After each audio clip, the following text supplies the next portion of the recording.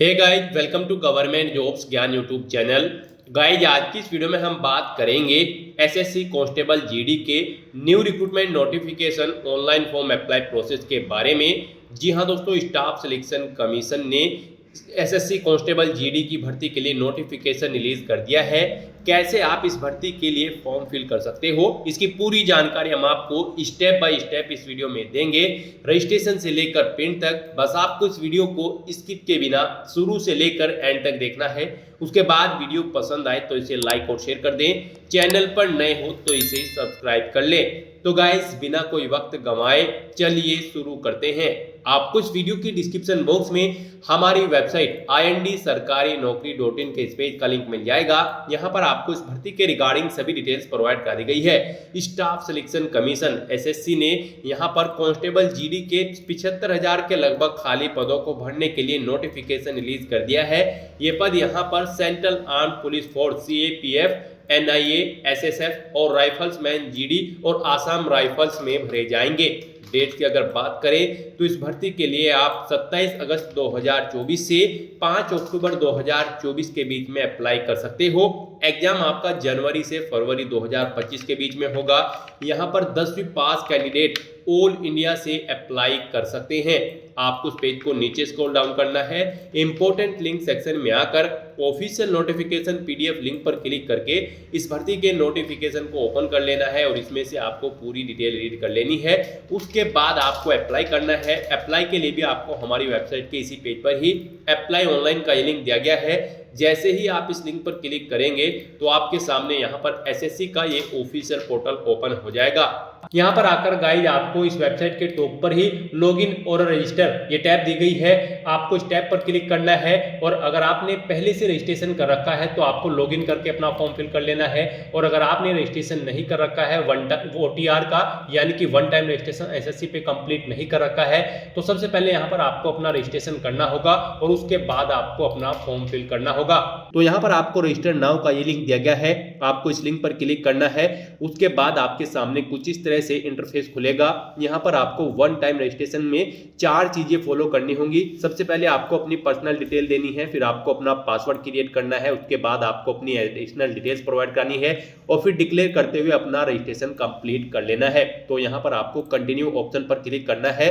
फिर आपके सामने कुछ इस तरह से इंटरफेस खुलेगा। यहाँ पर आपको अपनी पर्सनल डिटेल देनी है। सबसे पहले पूछा गया है कि क्या आपके पास आधार कार्ड है, अगर है तो यस करें और फिर उसका नंबर यहाँ पर एंटर करें। वही नंबर एक बार फिर से यहाँ पर एंटर करें और अपना आधार नंबर आप वेरीफाई कर लें। और अगर आपके पास आधार कार्ड नहीं है तो यहाँ पर आपको नो ऑप्शन सिलेक्ट करना है। फिर आपको अपनी कोई और आइडेंटिफिकेशन यहाँ पर ID सिलेक्ट कर लेनी है, जैसे कि यहाँ पर आपका driving licence, employee ID, PAN card, passport जो भी आपके पास है, यहाँ पर आप ऑप्शन सिलेक्ट करें और फिर उसका नंबर यहाँ पर एंटर कर दें। फिर यहाँ पर आपको अपना नाम एंटर करना है। आपको अपना ये नाम अपनी 10वीं की मार्कशीट के अकॉर्डिंग एंटर करना है।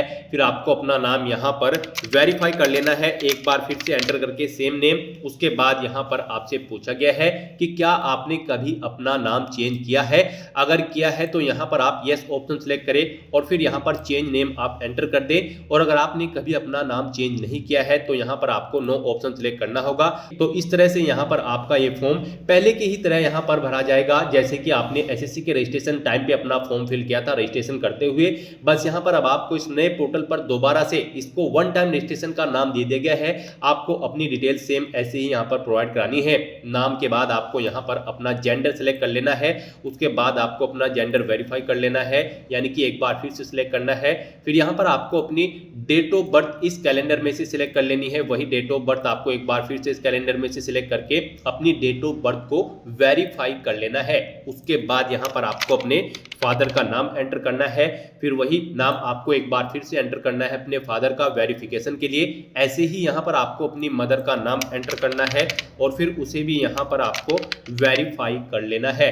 उसके बाद यहाँ पर आपसे पूछा गया है आपकी 10वीं क्लास की एजुकेशन बोर्ड के बारे में, आपने किस एजुकेशन बोर्ड से अपनी 10वीं क्लास पास आउट की है वो यहाँ पर आप सिलेक्ट करें। फिर यहाँ पर आप दोबारा से वही बोर्ड सिलेक्ट करके उसे यहाँ पर आप वेरीफाई कर लें। उसके बाद यहाँ पर आपको अपनी 10वीं क्लास का रोल नंबर एंटर कर देना है। फिर वही रोल नंबर आपको एक बार फिर से एंटर कर देना है वेरिफिकेशन के लिए। फिर आपको यहाँ पर अपना पासिंग ईयर सिलेक्ट करना है, कब आपने अपनी 10वीं क्लास पास आउट की है वो ही पासिंग ईयर आपको एक बार फिर से सिलेक्ट करना है। यहाँ पर आपको सभी फील्ड्स की डिटेल 2 बार सिलेक्ट करनी है या फिर एंटर करनी है वेरिफिकेशन के लिए। उसके बाद यहाँ पर आपको अपनी highest level of educational qualification यहाँ पर सिलेक्ट कर लेनी है। आपने 12वीं क्लास पास आउट कर रखी है, ग्रेजुएशन, पोस्ट ग्रेजुएशन या फिर पीएचडी, जो भी आपने यहाँ पर अपनी हायर क्वालिफिकेशन पास आउट कर रखी है वो यहाँ पर आप सिलेक्ट करें, एक बार फिर से सिलेक्ट करें। फिर यहाँ पर आपको अपना मोबाइल नंबर एंटर करना है और ईमेल आईडी यहाँ पर एंटर करनी होंगी। यहाँ पर जैसे ही आप अपना मोबाइल नंबर और ईमेल आईडी एंटर करोगे तो आपके सामने यहाँ पर सेंड ओटीपी का ऑप्शन आएगा।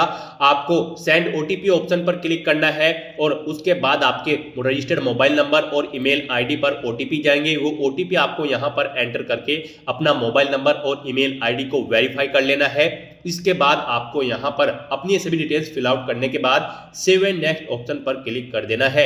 इस तरह से यहाँ पर आपका वन टाइम रजिस्ट्रेशन हो जाएगा। आपको एक रजिस्ट्रेशन नंबर यहाँ पर प्रोवाइड कर दिया गया है। ये रजिस्ट्रेशन नंबर और एक पासवर्ड आपकी रजिस्टर्ड मोबाइल नंबर और ईमेल आईडी पर भी सबमिट किए गए हैं। आपको इन्हें केयरफुली नोट डाउन करके रख लेना है फ्यूचर यूज के लिए। तो यहाँ पर अब आपको कंटिन्यू के इस ऑप्शन पर क्लिक करना है। उसके बाद यहाँ पर आपको अपना रजिस्ट्रेशन नंबर एंटर करना है और पासवर्ड एंटर करना है, वो पासवर्ड जो आपकी रजिस्टर्ड मोबाइल नंबर और ईमेल आईडी पर सबमिट किया गया है। उसके बाद आपको ये कैप्चा कोड यहाँ पर एंटर करना है और साइन इन की स्टेप पर क्लिक करके अपने डैशबोर्ड में साइन इन कर लेना है। नेक्स्ट आपके सामने कुछ इस तरह से इंटरफेस खुलेगा। यहाँ पर अब आपको अपना नया पासवर्ड सेट करना है। गाइस यहाँ पर आपको आपका रजिस्ट्रेशन नंबर ऑटोमेटिकली फील्ड मिल जाएगा। अब यहाँ पर आपको अपना ओल्ड पासवर्ड एंटर करना है जो आपके रजिस्टर्ड मोबाइल नंबर और ईमेल आईडी पर सबमिट किया गया था। वो पासवर्ड यहाँ पर एंटर करने के बाद आपको अपना नया पासवर्ड क्रिएट करना है। यहाँ पर आपका पासवर्ड कम से कम 8 कैरेक्टर का होना चाहिए और ये पासवर्ड आपका अल्फा न्यूमेरिक फॉर्मेट में होना चाहिए। मींस आपके पासवर्ड में कम से कम एक अपर केस कैरेक्टर, एक लोअर केस कैरेक्टर, एक इंटीजर नंबर और एक स्पेशल कैरेक्टर जैसे कि @ या फिर डॉलर होना चाहिए। वही पासवर्ड आपको यहाँ पर कंफर्म पासवर्ड फील्ड में एंटर करना होगा जो आपने यहाँ पर न्यू पासवर्ड फील्ड में अपना पासवर्ड क्रिएट किया है।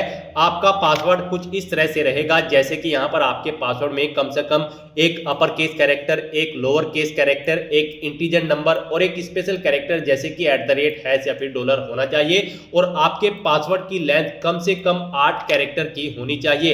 तो यहाँ पर अपना पासवर्ड सेट करने के बाद आपको इस पेज को नीचे स्क्रॉल डाउन करना है और यहाँ पर आपको एक सिक्योरिटी क्वेश्चन सिलेक्ट कर लेना है अपनी चॉइस के अकॉर्डिंग और उसका आंसर आपको यहाँ पर देना है। फिर आपको दूसरा सिक्योरिटी क्वेश्चन यहाँ पर सिलेक्ट करना है, उसका आंसर यहाँ पर प्रोवाइड कराना है। इन आंसर्स को आपको, इन क्वेश्चन और आंसर्स को भी आपको नोट डाउन करके रख लेना है फ्यूचर यूज के लिए। अगर आप फ्यूचर में अपना पासवर्ड भूल जाते हो तो यहाँ पर ये सिक्योरिटी क्वेश्चन एंटर करके आप अपना पासवर्ड गेट कर सकते हो। तो यहाँ पर 2 सिक्योरिटी क्वेश्चन सिलेक्ट करने के बाद उनके आंसर आपको प्रोवाइड कराने हैं और फिर आपको यहाँ पर सेव एंड नेक्स्ट ऑप्शन पर क्लिक कर देना है। इस तरह से यहाँ पर आपका पासवर्ड क्रिएशन का ये जो सेक्शन है ये कंप्लीट हो जाएगा और आपका पासवर्ड रीसेट हो जाएगा। अब यहाँ पर आपको दोबारा से अपना रजिस्ट्रेशन नंबर एंटर करना है और नया पासवर्ड जो आपने अभी अभी क्रिएट किया है वो यहाँ पर आपको एंटर करना है। ये कैप्चा कोड एंटर करना है और लॉगिन की स्टेप पर क्लिक करके लॉगिन कर लेना है। नेक्स्ट यहाँ पर आपको अपनी एडिशनल डिटेल्स प्रोवाइड करानी है। एडिशनल डिटेल में यहाँ पर आपको सबसे पहले अपनी कैटेगरी सिलेक्ट कर लेनी है। उसके बाद आपको अपनी कैटेगरी वेरीफाई कर लेनी है। फिर आपको अपनी नेशनैलिटी यहाँ पर सिलेक्ट कर लेनी है। उसके बाद यहाँ पर आपको अपनी कॉन्टैक्ट डिटेल प्रोवाइड करा देनी है। अगर आप अदर नेशनल हैं, अगर यानी कि आप इंडिया से बाहर के कैंडिडेट हैं तो आपको यहाँ पर अपनी उसकी डिटेल प्रोवाइड करा देनी है। और अगर आप इंडिया आपकी नेशनैलिटी है फिर तो आपको यहाँ पर ये कॉलम डिसेबल कर दिया जाएगा, आपको कोई डिटेल यहाँ पर प्रोवाइड करानी नहीं है। उसके बाद यहाँ पर आपको आइडेंटिफिकेशन मार्क्स, आपकी बॉडी पर कहीं कोई कट या तिल का निशान है तो उस पैलेस का नाम यहाँ पर आप एंटर कर दें, नहीं है तो यहाँ पर आप नो मार्क एंटर कर दें। उसके बाद आपसे पूछा गया है कि क्या आप पर्सन विद बेंचमार्क डिसेबिलिटी यानी कि PWBD कैंडिडेट हैं। अगर है तो यस करें और फिर यहाँ पर अपनी डिसेबिलिटी का टाइप सिलेक्ट करें और उसके अपने डिसेबिलिटी सर्टिफिकेट का नंबर एंटर कर दें। और अगर आप पीडब्ल्यूबीडी कैंडिडेट नहीं हो तो यहाँ पर आपको नो ऑप्शन सिलेक्ट करना होगा। फिर आगे की फील्ड इससे रिलेटेड आपकी डिसेबल्ड कर दी जाएगी। उसके बाद यहाँ पर आपको अपना परमानेंट एड्रेस एंटर कर देना है। उसके बाद आपको अपना स्टेट यहाँ पर सिलेक्ट कर लेना है। फिर यहाँ पर आपको अपना डिस्ट्रिक्ट सिलेक्ट कर लेना है और अपना पिन कोड यहाँ पर आपको एंटर कर देना है। उसके बाद यहाँ पर गाइज आपको अपना प्रेजेंट एड्रेस एंटर करना है। और अगर आपका प्रेजेंट एड्रेस और परमानेंट एड्रेस सेम है तो यहाँ पर बस आपको is permanent address same as permanent address के सेक्शन में यस ऑप्शन को क्लिक करना होगा। ऑटोमेटिकली आपका प्रेजेंट एड्रेस आपके परमानेंट एड्रेस के अकॉर्डिंग फिल हो जाएगा। उसके बाद यहाँ पर आपको सेव एंड नेक्स्ट ऑप्शन पर क्लिक कर देना है। आपकी एडिशनल डिटेल सक्सेसफुली कंप्लीट हो जाएगी। उसके बाद आपको मैसेज शो कर दिया जाएगा आपकी एडिशनल डिटेल सक्सेसफुली कंप्लीट हो चुकी है। फिर आपको उस पॉपअप को कट कर देना होगा। उसके बाद आपके सामने यहाँ पर कुछ इस तरह से इंटरफेस खुलेगा। यहाँ पर आपके वन टाइम रजिस्ट्रेशन के डिक्लेरेशन सेक्शन ओपन हो चुका है।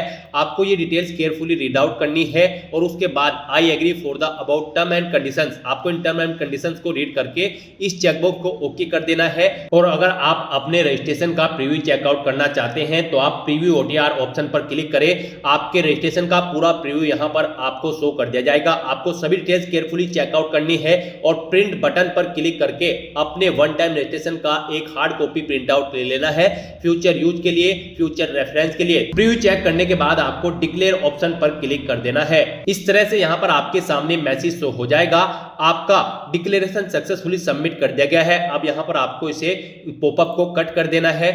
अपना वन टाइम रजिस्ट्रेशन कंप्लीट करने के बाद आपको आपके डैशबोर्ड में डायरेक्ट कर दिया जाएगा, जहां पर आपको सीजीएल का एक सेक्शन प्रोवाइड कर जाएगा। उसमें जाकर आपको अप्लाई के स्टेप पर क्लिक कर देना है। उसके बाद आपको यहां पर फॉर्म फिल करने से पहले कुछ जरूरी इंस्ट्रक्शंस प्रोवाइड कर दिए गए हैं। आपको इन्हें केयरफुली रीड डाउन करना है और फिर फिल फॉर्म ऑप्शन पर क्लिक कर देना है। उसके बाद आपको आपकी पर्सनल डिटेल्स यहां पर शो कर दी जाएगी। आपने जो रजिस्ट्रेशन टाइम पे फिल की थी, यहां पर आपको इन्हें केयरफुली चेकआउट करना है। पेज को नीचे स्क्रॉल डाउन करना है और आपको नेक्स्ट ऑप्शन पर क्लिक कर देना है। अब यहां पर आपको अपनी एजुकेशनल क्वालिफिकेशन की डिटेल फिल करनी है। सबसे पहले यहां पर आपको अपनी हाईएस्ट एजुकेशनल क्वालिफिकेशन सिलेक्ट कर लेनी है। तो यहां पर आप अपने अकॉर्डिंग क्वालिफिकेशन सिलेक्ट करें, जो भी आपकी हाईएस्ट क्वालिफिकेशन है। उसके बाद आपको यहां पर क्वालिफाइंग एजुकेशनल क्वालिफिकेशन की डिटेल प्रोवाइड करनी है। उसके बाद यहां पर आपको अपना स्टेट सिलेक्ट कर लेना है, किस स्टेट से आप बिलोंग करते हो।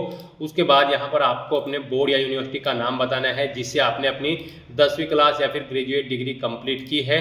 उसके बाद यहाँ पर आपको अपना रोल नंबर एंटर कर देना है। फिर यहाँ पर आपको अपनी परसेंटेज देनी है, कितने परसेंटेज मार्क्स आपने ऑब्टेन किए थे। सीजीपीए अगर है तो यहाँ पर आप सीजीपीए एंटर कर दें। उसके बाद यहाँ पर आपको सेव एंड नेक्स्ट ऑप्शन पर क्लिक कर देना है। फिर आपसे पूछा गया है कि क्या आप एक सर्विसमैन कैंडिडेट हैं, अगर हैं तो यस करें और फिर इसकी डिटेल दें, नहीं है तो आप नो ऑप्शन सेलेक्ट कर ले। ऐसे ही आपसे पूछा गया है कि क्या आप एज में रिलैक्सेशन चाहते हैं, अगर चाहते हैं तो यस करें और फिर उसकी डिटेल यहाँ पर सिलेक्ट करें, यानी कि रिलैक्सेशन कोड सिलेक्ट करें। नहीं चाहते हैं तो यहाँ पर आपको नो ऑप्शन सिलेक्ट कर लेना है। उसके बाद यहाँ पर आपसे पूछा गया कि क्या आप अपनी पर्सनल इन्फॉर्मेशन को यहाँ पर अवेलेबल कराना चाहते हैं, अगर चाहते हैं तो यस करें, नहीं तो नो ऑप्शन सेलेक्ट करें। उसके बाद आपको सेव एंड नेक्स्ट ऑप्शन पर क्लिक कर देना है। फिर आपको ओके करना है। उसके बाद यहाँ पर आपको अपनी एडिशनल इन्फॉर्मेशन का सेकंड पार्ट प्रोवाइड कराना है। यहाँ पर आपको अपना एग्जामिनेशन सेंटर सिलेक्ट करना है। यहाँ पर आपको 3 चॉइसेस प्रोवाइड कराई गई है। आपको 3 एग्जामिनेशन सेंटर यहाँ पर अपनी चॉइस के अकॉर्डिंग सिलेक्ट कर लेने हैं। उसका मीडियम सिलेक्ट कर लेना है, किस लैंग्वेज में आप अपना क्वेश्चन पेपर चाहते हैं। फिर यहाँ पर आपको अपने पेपर का मीडियम एक बार फिर से सिलेक्ट कर लेना है वेरिफिकेशन के लिए। फिर यहाँ पर आपको पूछा गया है कि मीडियम ऑफ टाइपिंग टेस्ट आप किस में चाहते हैं। जो यहाँ पर आपका टाइपिंग टेस्ट होगा वो आप किस लैंग्वेज में चाहते हैं, हिंदी या फिर इंग्लिश। आप ऑप्शन सेलेक्ट करें, एक बार फिर से ऑप्शन सेलेक्ट करके वेरीफाई कर ले। उसके बाद आपसे पूछा गया है कि क्या आप PWD यानी कि आप पर्सनल विद बेंचमार्क डिसेबिलिटी आपकी 40% से अबव है, अगर है तो यस करें, नहीं तो नो ऑप्शन सिलेक्ट करें। यहाँ पर ये आपके रजिस्ट्रेशन के अकॉर्डिंग आपको ब्लैंक डिसेबल कर दी जाएंगे अगर आपने अपने रजिस्ट्रेशन टाइम पे इन्हें नो सेलेक्ट कर रखा है। उसके बाद यहाँ पर आपसे पूछा गया कि क्या आप फिजिकली लिमिटेशंस हैं आपके अंतर्गत, अगर है तो यस करें, नहीं तो नो ऑप्शन सेलेक्ट करें। फिर आपसे पूछा गया कि क्या आप स्क्राइब्ड हैं, अगर यहाँ पर आप यस ऑप्शन सेलेक्ट करते हो तो फिर आपको आपको इसका आंसर यहाँ पर प्रोवाइड करना होगा और फिर यहाँ पर आपको सेव एंड नेक्स्ट ऑप्शन पर क्लिक कर देना है। उसके बाद यहाँ पर आपके सामने कुछ इस तरह से इंटरफेस खुलेगा। गाइस यहाँ पर आपको अपना लाइव फोटो और सिग्नेचर अपलोड करने होंगे, कैप्चर करने होंगे और उन्हें यहाँ पर अपलोड कर देना होगा। आपको यहाँ पर अपना लाइव फोटो कैप्चर करना है और फिर यहाँ पर आपको अपने सिग्नेचर अपलोड करने हैं। सिग्नेचर आपके 10 KB से 20 KB के बीच में होने चाहिए, JPG या फिर JPG फॉर्मेट में। तो यहाँ पर अब आपको अपना फोटो और सिग्नेचर अपलोड करने हैं। फोटो सिग्नेचर अपलोड करने के बाद आपको सेव एंड नेक्स्ट ऑप्शन पर क्लिक कर देना है। नेक्स्ट आपको आपके एप्लीकेशन फॉर्म का पूरा प्रीव्यू यहाँ पर शो कर दिया जाएगा। आपको सभी डिटेल्स केयरफुली चेकआउट करनी है। इस पेज को नीचे स्क्रॉल डाउन करना है और यहाँ पर आपको सेव एंड नेक्स्ट ऑप्शन पर क्लिक कर देना है। उसके बाद आपके सामने कुछ इस तरह से इंटरफेस खुलेगा। अब यहाँ पर आपको आई एग्री चेकबॉक्स को ओके करना है, ये कैप्चा कोड यहाँ पर एंटर करना है और फिर आपको सेव एंड नेक्स्ट ऑप्शन पर क्लिक कर देना है। इस तरह से यहाँ पर आपका एप्लीकेशन फॉर्म सक्सेसफुली सबमिट हो चुका है। आपको प्रिंट एप्लीकेशन इस ऑप्शन पर क्लिक करके अपने एप्लीकेशन फॉर्म का एक हार्ड कॉपी प्रिंट आउट ले लेना है, फ्यूचर यूज के लिए, फ्यूचर रेफरेंस के लिए। तो दोस्तों ऐसे आप अपने SSC कांस्टेबल GD के फॉर्म फिल कर सकते हो। आज की इस वीडियो में बस इतना ही। आई होप ये वीडियो आपको पसंद आई होगी। अगर पसंद आई हो तो इसे लाइक और शेयर करें। चैनल पर नए हो तो इसे सब्सक्राइब कर लें। Thanks for watching.